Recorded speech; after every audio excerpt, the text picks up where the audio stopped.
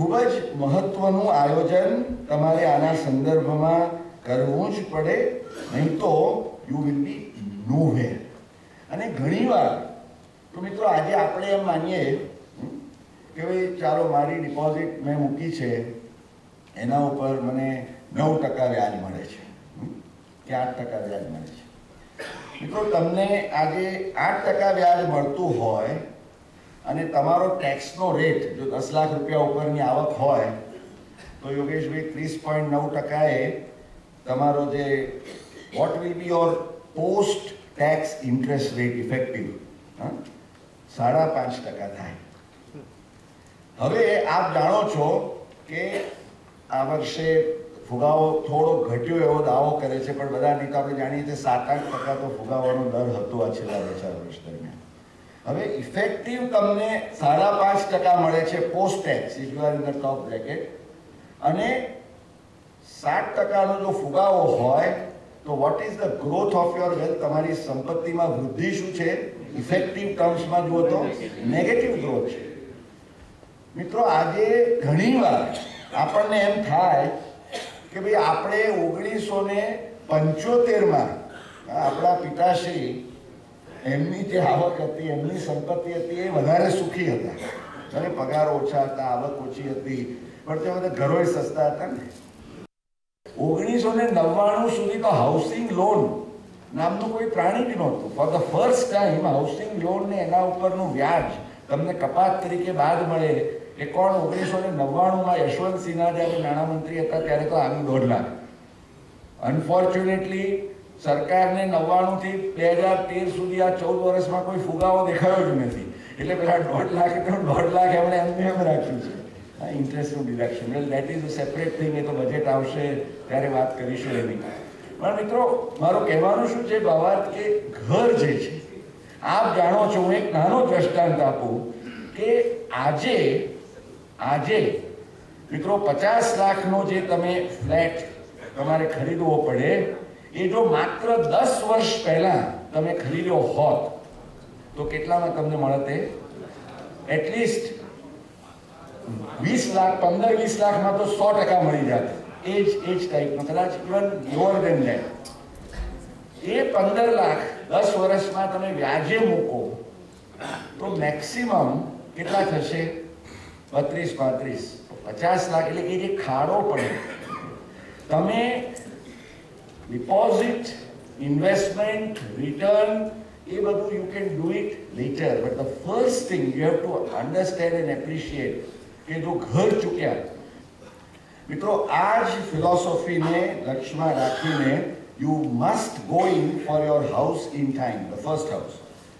એક ઘર લીધા પછી તમારી પાસે નાણાં છે, બીજા ઇન્વેસ્ટમેન્ટ ઉપરાંત જે મારો સેકન્ડ મેસેજ છે, if you have the funds think of being a real estate landlord. કારણ કે તમે આજે કોઈક નાનકડી જમીન પર મકાન બાંધીને કે કોઈ ફ્લેટ લઈને એને ભાડે આપશો, એના 2 લાભ છે. એક તો ભાડાની આવક, there is some return on investment not there. Income ટેક્સનો લાભ આપ જાણો છો, standard deduction with regard to rental income ને બીજી કપાતો. અને એથી વિશેષ એ તમારી એસેટની વૃદ્ધિ થાય છે ઇન રિયલ ટર્મ્સ. પેલા નાણાં તમારી ડિપોઝિટ 1 લાખની 1.5 લાખ થાય છે, પણ એમાં માત્ર ફુગાવા સુધીનો જ તમને કવરેજ મળે છે.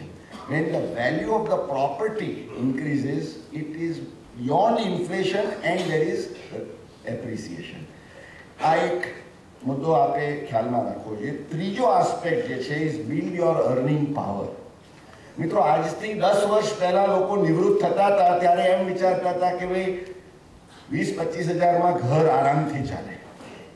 મિત્રો આજે 20-25 હજાર રૂપિયા ક્યાં ગાયબ થઈ જાય છે મહિનામાં. બહેનો છે અહીંયા આગળ, આપ એક્સેપ્ટ કરશો, ખબર પણ નથી પડતી, બરાબર ને, આ મોંઘવારીમાં. એટલે તમે જે પણ પ્રોજેક્શન કરો, જેમ મેં પેલા દ્રષ્ટાંતમાં કહ્યું કે રિટર્નની સાથે ઇન્ફ્લેશનને ઇનબિલ્ટ કરીને plan out what you will need. The fourth thing is look out for higher interest. You will need to diversify your investments. માત્ર એક જ પેલામાં રાખીને ઘણીવાર આપણે એમ કે ભાઈ 10% એટલે 8%થી વધારે સારા એવું નથી. મિત્રો આજે આ ખરેખર તમારા જે 8%ના ટેક્સ ફ્રી બોન્ડ આજે નીકળ્યા છે, અને જો તમે ટોપ ટેક્સ બ્રેકેટમાં હો 10 લાખ રૂપિયા ઉપર, તો તમારો 30.9%નો તમે રેટ ગણો તો 8%ના બોન્ડ ઇફેક્ટિવલી તમને કેટલું રિટર્ન આપે છે? 11.58%. આજે 11.58% તમને કોઈ deposit with that kind of security, with that kind of liquidity, with that kind of facility આપતી નથી. તો you will need to be smart. તમારે મિત્રો એટલા તો ચતુર અને ચાલાક થવું જ પડશે કે તમે અને simple 3 golden rules of investment planning. એમાં સૌથી પહેલું security.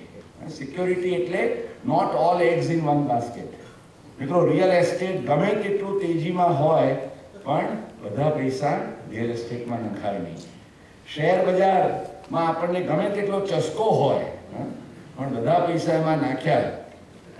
I was just taking a look. See, when you take an average return on the market, it is not spectacular. માર્કેટમાં તો શું છે, ટાઈમ અને ટાઈમિંગ ઇઝ વેરી ઇમ્પોર્ટન્ટ. હું હંમેશા મારા રોકાણ આયોજનના પ્રવચનોમાં કહું કે જે કંઈ રોકાણ કરો એ સમજી વિચારીને કરો. આપણે ત્યાં શું છે કે બધા એકબીજાને આજની ટીપ શું છે, આજની ટીપ શું છે, ધીમે પછી SMS એક્સચેન્જ કરીએ રાખે છે. એટલે આપણે શું છે ભાઈ તું સમજો? ના ના, મારા ભાઈબંધે કહ્યું ને ટીપ. મિત્રો ભાઈબંધોની ટીપ ઉપર જાઓ ને તો ટીપાઈ જાઓ. આપણે ગુજરાતીમાં પરફેક્ટ આ શબ્દ છે.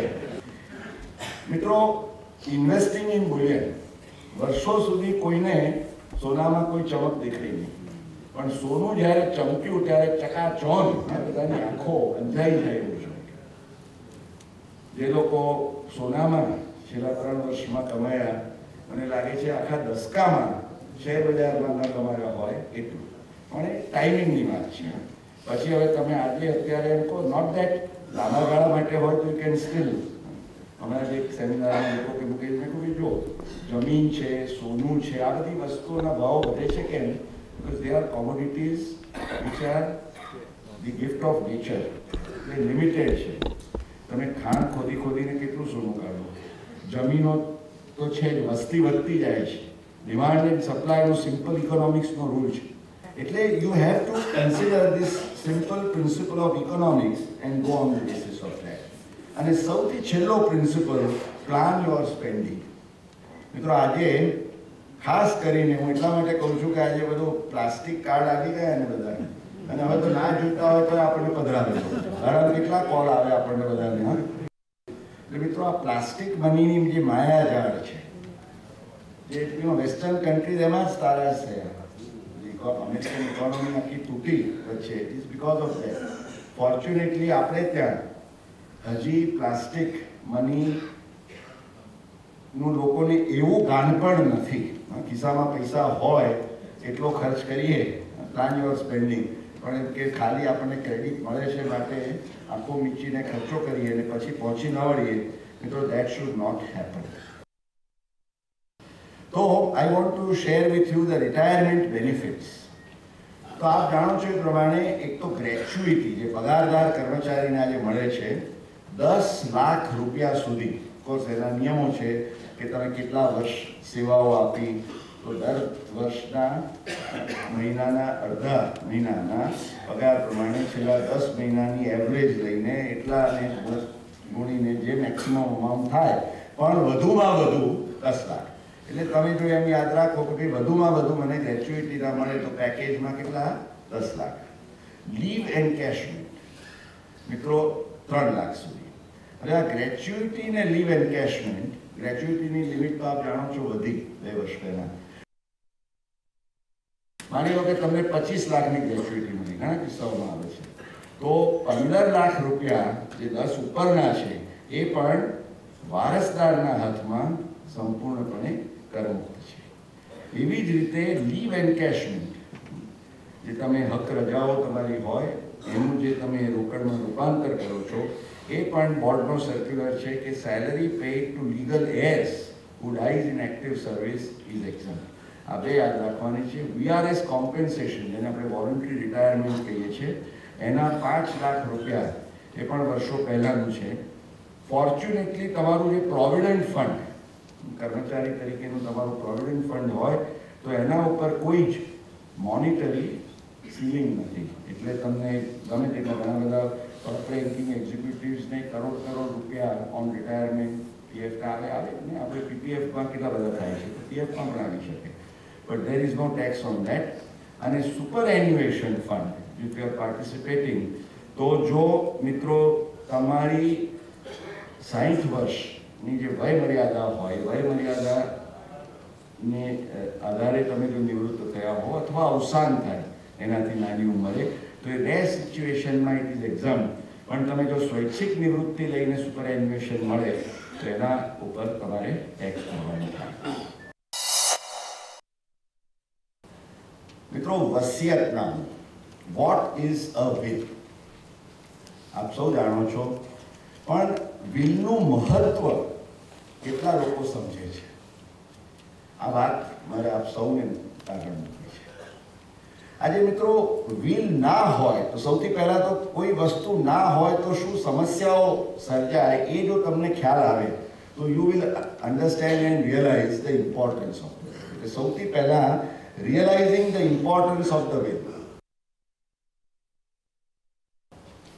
હવે મિત્રો, જો will ન હોય તો તમારે સમજી લેવું જોઈએ કે will હોય તો willના આધારે તમારી સંપત્તિની વહેંચણી થાય, પણ will ન હોય તો શું થાય? તો according to section 6 of the Hindu Succession Act, જે આપણે I am going on the basis of that, બાકી તો મોમેડન્સ, પારસીઝ ને બધા માટેના અલગ અલગ સક્સેશન એક્ટ લાગુ પડે, પણ I am going on Hindu succession act. Hindu succession act એમ કહે છે કે કોઈ પણ પુરુષ વ્યક્તિનું અવસાન થાય તો એની જે સંપત્તિ છે એ સંપત્તિ એના પત્ની, એના જો માતા હયાત હોય, મધર હોય તો મધર પણ, એટલે મધર, વાઈફ અને જેટલા બાળકો હોય, પુત્ર પુત્રી તમામ, પરણેલા હોય કે ના પરણેલા હોય, બધાને એક સરખો હિસ્સો મળે.